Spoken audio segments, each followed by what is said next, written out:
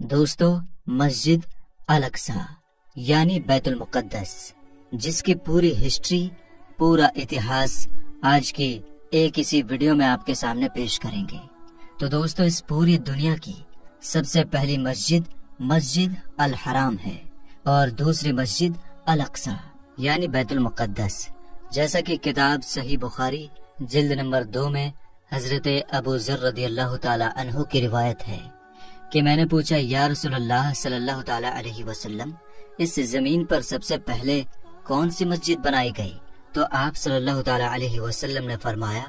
کہ مسجد الحرام۔ ابو ذر رضی اللہ تعالی عنہ کہتے ہیں کہ میں نے پھر پوچھا، اس کے بعد؟ تو آپ صلی اللہ تعالی علیہ وسلم نے فرمایا مسجد الاقصی۔ میں نے پھر پوچھا کہ ان دونوں مسجدوں میں کتنے سالوں کا گیپ ہے، یعنی کتنے سالوں کا فاصلہ ہے؟ تو آپ صلی اللہ تعالی علیہ وسلم نے فرمایا 40 سال کا۔ تو دوستو، اس سے معلوم ہوا کہ مسجد الحرام کو بنانے کے ٹھیک 40 سال بعد مسجد الاقصی یعنی بیت المقدس کو بھی بنایا گیا۔ لیکن بیت المقدس یعنی مسجد الاقصی کو سب سے پہلے کس نے بنایا، یہ جاننا آسان نہیں ہے، کیونکہ اس بارے میں بہت ساری الگ الگ روایتیں ملتی ہیں۔ کسی روایت کے حساب سے سب سے پہلے فرشتوں نے بنایا، اور کسی روایت کے حساب سے سب سے پہلے آدم علیہ السلام نے بنایا، کسی کے حساب سے نوح علیہ السلام نے، کسی کے حساب سے یعقوب علیہ السلام نے، کسی کے حساب سے حضرت ابراہیم علیہ السلام نے، اور کسی کے حساب سے حضرت اسماعیل علیہ السلام نے، اور اس طرح کی بہت ساری روایتیں ملتی ہیں۔ اب سب سے پہلے بنانے کی صحیح روایت کون سی ہے، یہ اللہ اور اس کے رسول ہی بہتر جانتے ہیں۔ خیر دوستو، ہم بات کریں گے حضرت سلیمان علیہ السلام کے بنانے کے بارے میں، کہ حضرت سلیمان علیہ السلام نے اس کو کس طرح جناتوں سے بنوایا تھا۔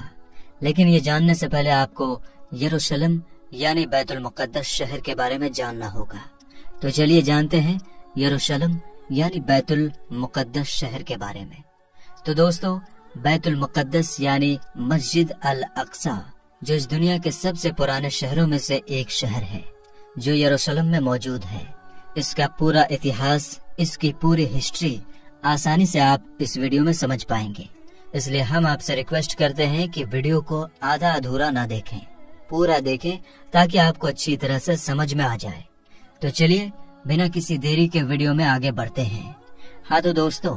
اس شہر کو غور سے دیکھیے، جس کو لوگ آج بیت المقدس یا پھر یروشلم کے نام سے بھی جانتے ہیں، جس کو اس دنیا کے سب سے پرانے شہروں میں سے ایک جانا جاتا ہے۔ اگر دنیا کے اتہاس میں سے یہ دعویٰ کیا جائے کہ لوگوں کی سب سے زیادہ جانیں اسی شہر کے لیے لی گئی ہیں، تو یہ کہنا غلط نہ ہوگا، کیونکہ ہسٹری میں جتنی زیادہ جنگیں اس شہر کو پانے کے لیے لڑی جا چکی ہیں، اتنی زیادہ جنگیں شاید ہی کسی اور شہر کے لیے لڑی گئی ہوں گی۔ اور دوستو، اس شہر کے بارے میں یہ بھی مشہور ہے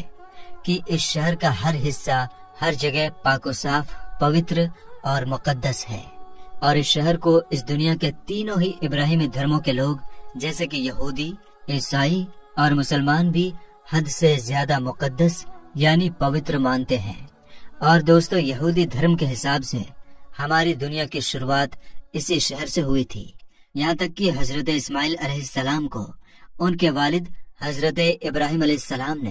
قربان کرنے کی تیاری بھی اسی شہر سے شروع کی تھی۔ اور اسی شہر میں وہ دیوار بھی موجود ہے جس کو یہودی لوگ سب سے زیادہ پوتر مانتے ہیں۔ یہ وہی دیوار ہے جو ویسٹرن وال یا دیوار گریا کے نام سے بھی مشہور ہے۔ یہ دیوار اسی ہیکل سلیمانی کا بچا ہوا حصہ ہے کہ جس کو حضرت سلیمان علیہ السلام نے ہزاروں سال پہلے جناتوں سے بنوایا تھا، جس کی پوری ڈیٹیل ہم آگے آپ کو بتائیں گے۔ اور اگر عیسائیوں کی بات کریں تو ان کا یہ ماننا ہے کہ اسی شہر میں حضرت عیسیٰ علیہ السلام کی پیدائش بھی ہوئی تھی، اور ان کو سولی پر بھی اسی شہر میں چڑھایا گیا تھا۔ اور عیسائیوں کا سب سے خاص چرچ بھی یہی موجود ہے۔ اور دوستو، اگر مسلمانوں کی بات کی جائے تو الاقصی نام کی وہ مسجد، جس کو اسلام دھرم میں تیسری سب سے پوتر جگہ مانا جاتا ہے، یعنی مکہ مدینہ کے بعد مسلمان اگر سب سے زیادہ اہمیت کسی جگہ کو دیتے ہیں تو وہ یہی جگہ ہے۔ اس کے علاوہ مسلمانوں کے لیے یہ شہر سب سے پہلا قبلہ ہے، کیونکہ کعبے سے پہلے مسلمان اسی شہر کی طرف منہ کر کے نماز پڑھا کرتے تھے۔ مسلمانوں کے حساب سے جب آخری پیغمبر یعنی حضرت محمد صلی اللہ تعالی علیہ وسلم جب معراج کے سفر پر گئے تھے تو اسی شہر کے مسجد الاقصی کے اندر پیغمبر حضرت محمد مصطفیٰ صلی اللہ تعالی علیہ وسلم کے پیچھے سبھی نبیوں نے نماز پڑھی تھی، اور حضرت سلیمان علیہ السلام، حضرت داؤد علیہ السلام کے ساتھ ساتھ بہت سارے نبیوں اور بزرگوں کی قبریں بھی یہاں پر موجود ہیں، جس سے اس شہر کا مرتبہ، اس شہر کی ویلیو اور بھی زیادہ بڑھ جاتی ہے۔ شاید اسی وجہ سے اس شہر کو پانے کے لیے بیتے اتہاس میں مسلمان اور عیسائیوں کے بیچ جنگیں ہوتی رہتی تھیں، اور ان کی یہ جنگیں صرف 15 یا 20 سال تک ہی نہیں چلی بلکہ کئی سالوں تک چلتی آئی، اور آج کے زمانے میں بھی اس شہر کو پانے کے لیے یہ جنگ ہو رہی ہے۔ لیکن فرق صرف اتنا ہے کہ ابھی کے اس زمانے میں اس شہر کے لیے مسلمانوں سے جنگ کرنے والے عیسائی نہیں بلکہ یہودی لوگ ہیں۔ خیر دوستو، اب جانتے ہیں اس شہر کے اتہاس کے بارے میں کہ آخر اس شہر کی شروعات کیسے ہوئی، اور آج کے زمانے میں یہ شہر جس حالت میں ہے اس حالت میں اس کو کس نے پہنچایا۔ دراصل دوستو، جانکاروں کی مانے تو یہ بات پوری طرح سے کلیئر ہو چکی ہے کہ آج سے لگ بھگ 7000 سال پہلے بھی اس شہر میں انسان آباد تھے، جس کی وجہ سے شہر کو اب دنیا کے سب سے پرانے شہروں میں سے ایک شہر مانا جاتا ہے۔ درج کی گئی ہسٹری کے حساب سے دیکھا جائے تو اس شہر کو سب سے پہلے حضرت داؤد علیہ السلام نے حاصل کیا تھا، وہی داؤد علیہ السلام جن کو یہودی اور عیسائی دھرم کے لوگ ڈیوڈ کہتے ہیں۔ داؤد علیہ السلام نے اس شہر کو حاصل کرنے کے بعد اس کو اپنی سلطنت کی راجدھانی بنایا تھا۔ حضرت داؤد علیہ السلام نے اس علاقے پر لگ بھگ 33 سال تک راج کیا تھا۔ ان کے بعد ان کی یہ حکومت ان کے بیٹے یعنی حضرت سلیمان علیہ السلام کے پاس چلی گئی تھی۔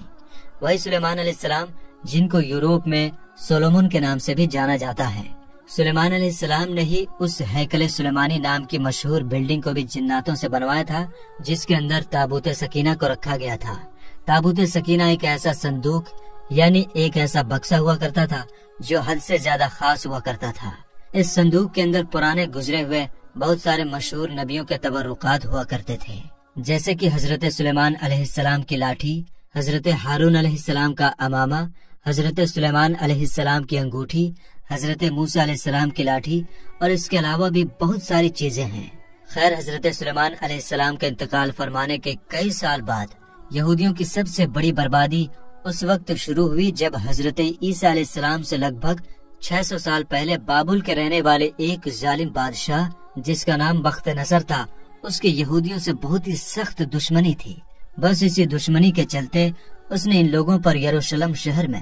ایسا حملہ کیا کہ اس شہر کو پوری طرح سے تباہ و برباد کر دیا، اور مشہور ہیکل سلیمانی جس کو حضرت سلیمان علیہ السلام نے جناتوں سے بنوایا تھا اس کو بھی پوری طرح سے گرا دیا، جس کے اندر موجود تابوت سکینہ کہاں غائب ہو گئی اس کا پتہ آج تک نہ چل سکا۔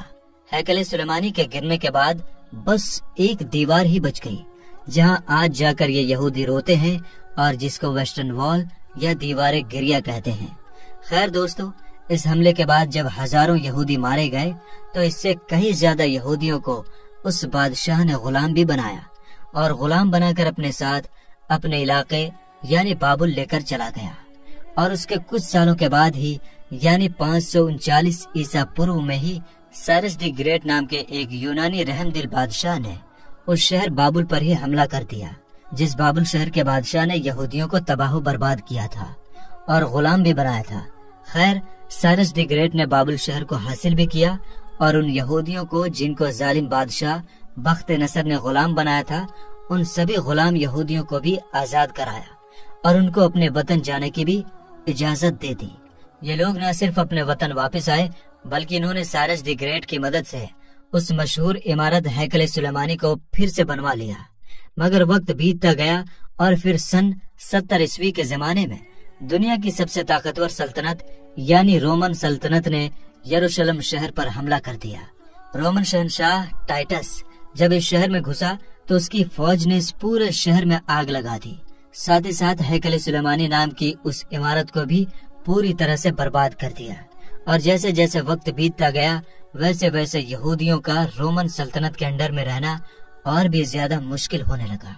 پھر جب 135 عیسوی میں یہودیوں نے رومی سلطنت کے خلاف بغاوت کرنے کی کوشش کی تو رومی فوج نے بغاوت کے جرم میں اس پورے شہر پر ہل چلا کر اس کو پوری طرح سے ویران کر دیا۔ شہر میں رہنے والے ایک ایک یہودی کو بازار میں لے جا کر غلام بنا کر بیچ دیا۔ اتنا ہی نہیں، رومی لوگوں کو یہودیوں سے اتنی زیادہ نفرت تھی کہ جس کی وجہ سے رومی لوگوں نے یہودیوں کی اس خاص جگہ جہاں ہیکل سلیمانی ہوا کرتی تھی وہاں کوڑا اور گندگی ڈالنا شروع کر دی، اور یہ مشہور شہر صرف 100 یا 200 سالوں تک ہی نہیں بلکہ کئی صدیوں تک ویران رہی۔ اور پھر آخرکار 638 عیسوی میں مسلمانوں کے دوسرے خلیفہ یعنی حضرت عمر نے اس شہر کو رومن سلطنت سے جیت لیا تھا۔ اس کے بعد لگاتار ایک لمبے وقت تک یہ شہر مسلمانوں کے ہی انڈر میں رہا، مگر شروع سے ہی عیسائی فوجیں بھی اس شہر کو پانے کی کوششیں کرتی تھیں۔ لاکھ کوششوں کے باوجود بھی عیسائی فوجیں مسلمانوں سے اس کو دوبارہ حاصل نہیں کر پائی تھی، مگر پھر بعد میں جب مسلمانوں کی اندرونی لڑائیوں کی وجہ سے ہی مسلمانوں کی خلافت یعنی خلافت عباسیہ کمزور پڑ گئی تو 1099 میں ہی عیسائی فوج یروشلم شہر کو ایک بار پھر سے حاصل کرنے میں کامیاب ہو گئی تھی۔ مگر اس شہر کو ابھی عیسائیوں کے ہاتھ لگے ہوئے کچھ ہی سال گزر پائے تھے کہ مسلم دنیا میں ایک نیا نام ابھر کر آ گیا تھا، اور یہ نام تھا صلاح الدین ایوبی۔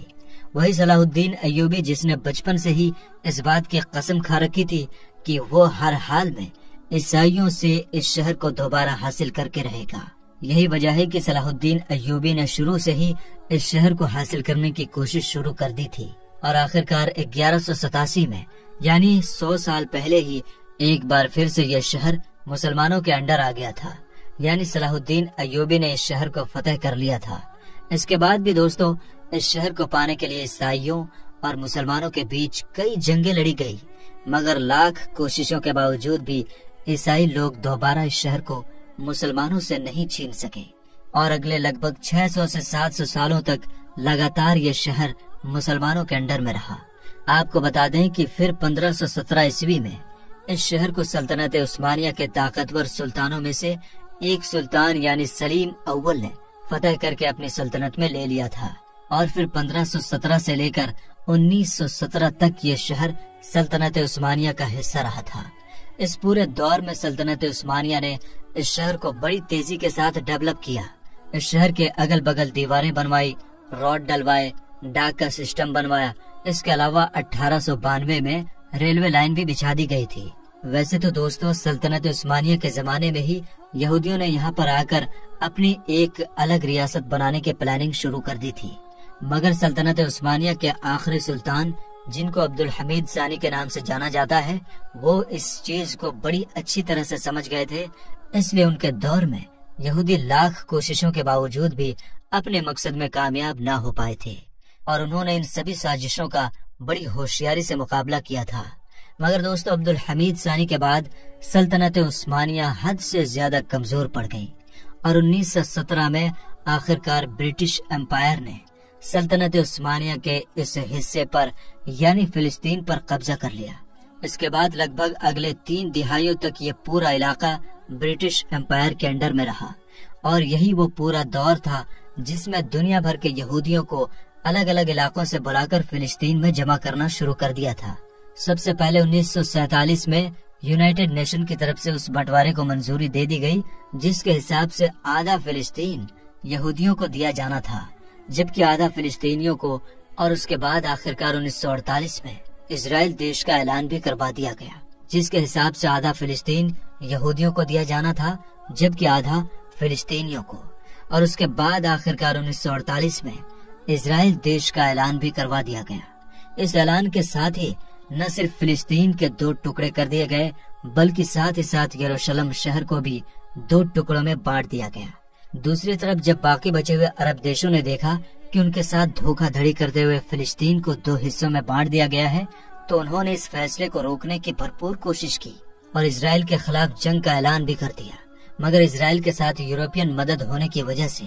عرب دیش اس جنگ کو جیت نہ سکے، اور وہیں دوسری طرف اسرائیل نے 1947 کے جنگ میں باقی بچے ہوئے یروشلم کے دوسرے حصے پر بھی قبضہ کر لیا۔ آپ کو بتا دیں کہ 1947 میں یونائٹڈ نیشن کی طرف سے کیے گئے بٹوارے کی وجہ سے آج بھی دنیا کے لگ بھگ سبھی دیش اسرائیل کے پورے یروشلم شہر پر قبضے کو غلط مانتے ہیں، مگر اس کے باوجود بھی اسرائیل دیش نے نہ صرف پورے یروشلم کو اپنے کنٹرول میں لے رکھا ہے بلکہ فلسطین کے بھی زیادہ تر حصے پر قبضہ کر چکا ہے۔ اور میرے دوستو، آپ نے آج کے اس دور میں دیکھا ہوگا اور سنا بھی ہوگا کہ جیسے ہی اسرائیل پر حملہ ہوا تو سارے کے سارے کفار اسرائیل کے ساتھ اکٹھے ہونے شروع ہو گئے، اور اسرائیل کے پردھان منتری نیتن یاہو نے امریکی راشٹرپتی بائیڈن کو فون کر کے مدد کرنے کو کہا۔ جواب میں اس نے کہا کہ آپ کس طرح کی مدد چاہتے ہیں، ہم آپ کو ویسی ہی مدد دیں گے، اور اسرائیل کے لوگوں کی حفاظت ہماری ذمہ داری ہے۔ اس بات سے آپ یہ اندازہ لگا سکتے ہیں کہ کفار کے دلوں میں مسلمانوں کے خلاف کس طرح سے دشمنی کوٹ کوٹ کر بھری ہوئی ہے۔ میرے دوستو، فلسطین انبیاء کی سرزمین ہونے کے علاوہ مسلمان کا پہلا قبلہ بھی ہے۔ میرے دوستو، اب ضرورت صرف اس بات کی ہے کہ سارے مسلم دیش ایک ہو جائیں اور یہودیوں کی اینٹ سے اینٹ بجا دیں، کیونکہ یہودی نہ صرف فلسطین پر قبضہ کرنا چاہتے ہیں بلکہ وہ مسجد اقصی کو شہید کر کے اس کی جگہ تھرڈ ٹیمپل یعنی ہیکل سلیمانی بنانا چاہتے ہیں۔ اب مسلمان کو کلمہ لا الہ کے ناطے اور مسجد اقصی کے ناطے ایک ہونا ہوگا، کیونکہ جب پورے کافر ایک ہو سکتے ہیں تو مسلمان کیوں نہیں؟ اللہ تبارک و تعالیٰ سے دعا ہے کہ اللہ تبارک و تعالیٰ ہمارے فلسطینی بھائیوں کی مدد فرمائے اور تمام امت مسلمہ کو کفار کے خلاف، خاص کر کے یہودیوں کے خلاف جہاد کرنے کی توفیق عطا فرمائے۔ تو میرے دوستو، آج کی اس ویڈیو میں بس اتنا ہی، ملیں گے انشاءاللہ تعالیٰ پھر ایک ہسٹوریکل ویڈیو کے ساتھ، تب تک کے لیے السلام علیکم۔